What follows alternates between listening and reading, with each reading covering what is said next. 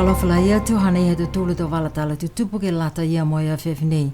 Whakamua taha he tau iki pule he tau waha ko mole atu ko lilifu ko Robert Martu Riggs ne o kio ke ia he pungipungi tu loto ahong fu malima. Tau se e whakalilifu anga whakahiku hana ke kalesia ke risianu a lofi mo tuku atua ia ke hana no whanga mau he hana a kaina. I whunua kula ke hawhla i le he whaetap kua Māli.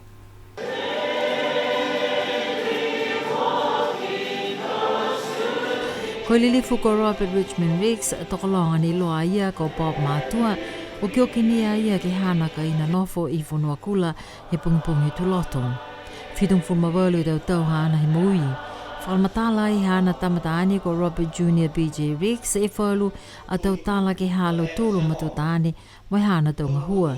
Huku ia he ke pule motu ko lilifu ko Richard Hipper e mawhaola ulahi ke tau whakaholoanga.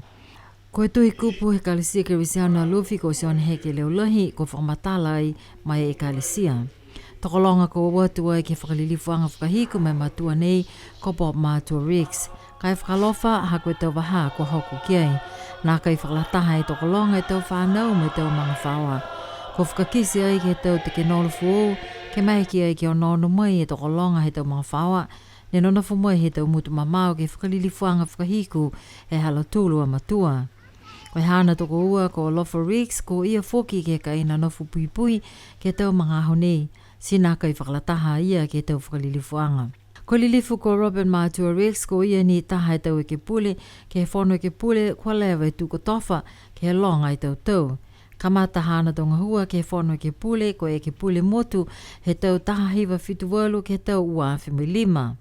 Ko ia ni taha e tau e ke pule, ko vili ai ke pule motu mo e ke pule maanga foki.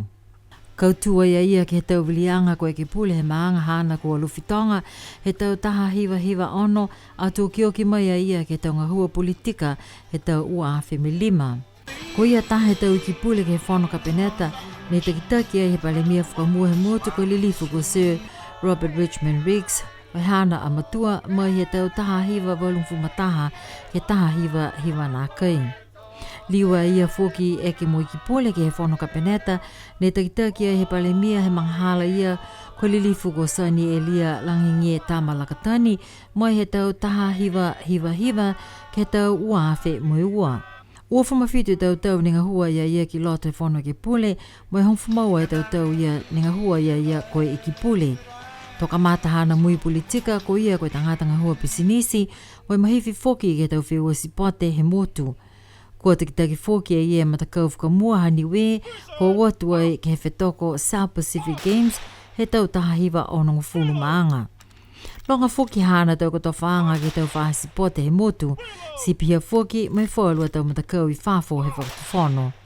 Ko lilifu ko Robert Matua Riggs ko ia koe tupuna ke whaa aki kua toka e murianga nei he mahina nei. Tuku atu e tau whakalofalahi ke tau mga whaua ko mawai ke tau loto mamoko ke he mga honei. Ko whamolia he whono e ke pule ke whono anga he au lotu e whaetapu ka Māli e taha komisi whiwhili he whono e ke pule ke ono atu ki ai ke te whakahaloanga ngahua he tau kau taha he whakatu whono ko Telecom Niue Limited mai whahenga hua whakapuloa ko PCN. Hane ia e sta pawihi mo e tau tala ia. Ko lau tolo e tau lilifu e ke pule ko whiwhili ai ke komisi nei, ko e ke pule e hatoi, ko lilifu ko Dion tau fitu, e ke pule haloftu ke lau lilifu Vainga tuku i tonga. E ke pule hala Kapa lilifu John Siakia.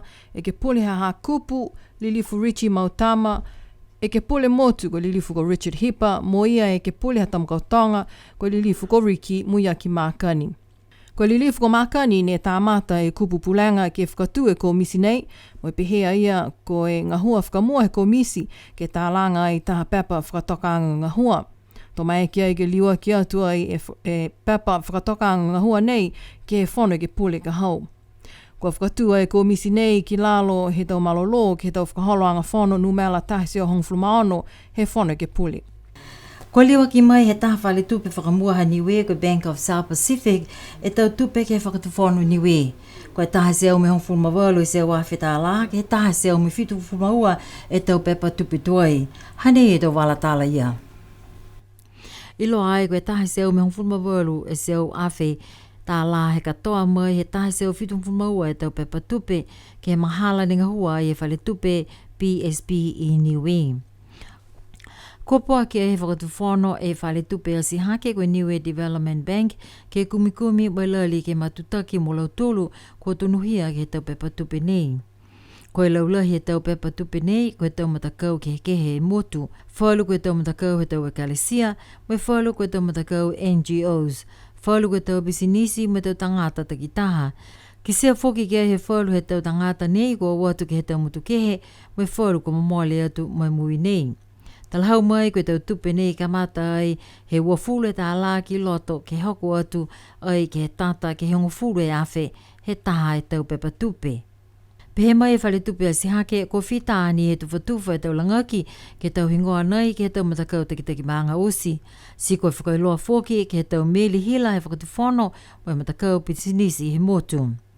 Kua manaki e whahinga hōwhanua, toa kau mai fusika ke kamata he tau whakaholoanga tutonu mela ke he mahina au kuso he tau nei. Koe tau whakaholoanga whamahani ke he tau tahungu fulu tau osi. Koe tau ua awhi mo hiwa he tau whakahiku, ne tau sea he tau tonu mela ke he tau koloa kai he motu. Koe whahi tau puka mole ni ka mata ai e tau whakakuanga ke lata ia mulau tolu e tau tangata, ka watu ai ke tu tau mai whakamau e tau numela ke he tau lotu kaina. Koe tau whakakuanga nei, kau whakalataha mo i ofisa tu tau numela mo i tau tangata ngahua survey mai he whahi ngahua whakawhili. Mai ke ke tūtala mo i takitaki e tau whakaholoanga nei go Natasha Toyono toho waka. Koe matanga hoa nei ko manaki he whahinga hoa whanua toa kau me fusika ke tause ai au loa mo e whahi to tonu mela. Koe toto wanga he tau kolompo ke tau ngā hoa i laro hipo e whahinga hoa whanua toa kau me fusika ke lata me motu nei ko niwe. Mahuinga ha koe ono-onoanga ke he tau koloa po ke tau ngā hoa ko haki laro hipo he whahi nei, ke lata mai hatau tōla mutu. Ko whahaloanga nei whamahani ke tau se langa hongfuru e tau. Koe whakaolanga whakamua tau, kua mone ko tau se ke tau uawhi mo e hewa.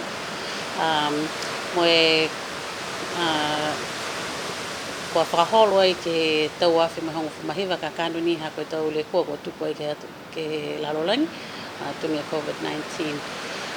Koe aho nei, mai ke tau se whaholoanga ke tawhakakoanga ke lata mo lau tōlu ka oatu ai ke tau kaena ke moa mai e tau matani mela nei, ke lata e noi mau tōlu a tō wanga nei ke whainga hōwhanua toa kau me fusika. Ko langamatai mai fōki he tau matakau mai whafo tunga e UN Food and Agriculture Organization, FAO, ke whakatupe whalo tau whakaholoanga nei, ke whakamukamuka e tau whakaholoanga ke tau mga ho nei.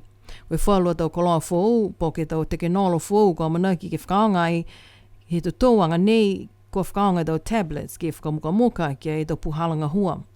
Koe whalua tau puhala whou hanei ma tau mamatua, mo tau matakainanga wa manaki ke tau se ai he whakaholoanga nei, na whamahani ke oatu mo tau laupepa mo ke huhu ate tau huhu ka mga honei tau whakaonga e whalua tau koloa whou, ko tau te pelete e palangi ke lata e me tu tōanga nei. Koe tai puhala muka nei ke lata mo e tu tōanga he tau numela, koa manaki ke whakangahua ai. Mo e ole atu ni ke tau tōlu osi ke langmatai e hama tōlu tau tangata ngahua, ka o atu i hama tōlu tau kaena. Mo e manaki whuki ke he tause ai, ke whakaholo e matangahua nei ke mahina hao kuso. Koe tau hoko taki me tau numela ni maua mai ai he tau tō numela he tau uawhi mo hiwa nei loa ai koe 80% he tau tangata he motu kua whainga hua ai ke he tau puhala maua kai mai he whanua. Mahuinga e whakaholoanga nei ke lata mo niwe ke kisia e tuanga mo uriori ke ato tōlo a motu mo atu ke he whahinga ho whanua pa tau puhala mo kai he ato tōlo a motu. Mahuinga whuki ke lata mo tau whakatakatakaanga ke he lata mai tau ahui mua, ke lata mai hatou tōlo a motu hanga au ia ke tau ke whahinga hua nei. Mai ki sia whuki e tuanga mōri, he hatou tōlo a motu ke tau puhala mua mena kai he hatou iniwe. Ko lewa me whai mga ahu tu liu ki sia e tahel ko pata ke motu, ko sia e ke okio ke whaetapu ka maale. Ko helikapa tānei lele mai e he tā wakatonga tau, mai he tau whalau wakatonga tau, ha New Zealand ko e HMNZS, Wellington ne watu ai ke tātu e tau waihuki pui ki toke lau mai a tuku ki ailani. Ko lele mai fuki e whakalele Hercules ke ta mai e tau koloa, mai whakatoka ai ke male whakalele niwe, ke hake mai e helikopeta ia e he tonga ke liwa ki atu ai ke wakatonga. Ko watu ai e tokalonga ke kisia e helikopeta nei ke he male whakalele. Furala fuki e he kisia ai e tau mga whaoa he taha e tau ofisanga hua ke he whakalele Hercules, ko ia koe tama niwe ko Louis Miskulano Nicholas mai he maanga ko Avaseli. Ko Louis koe tama taane ha ki ngatoa mo whaasala Miskulano Nicholas. Whanaua ia hi nei niwe, tō atu ia ia mai hana mga whaangi New Zealand he tau tai hawhi hiwa seo walumfuru mahiva. Koe tau whakaholoanga nei ha New Zealand ke tātu e tau vai ki toke lau mo Palmerston he atuku ke Ailani, a se mai kia e tau whanau he motu ke kisia e helikopeta ke he motu. Mai ki fōki e whala tau mga whaa ke tūtala whakaku ke male whakalele mai taha lafu ngā hua e ke whakalele Hercules. Pēhana hatu tūru tau wala tala tutupu ke lata mea whewhinei no whaa mai munuina.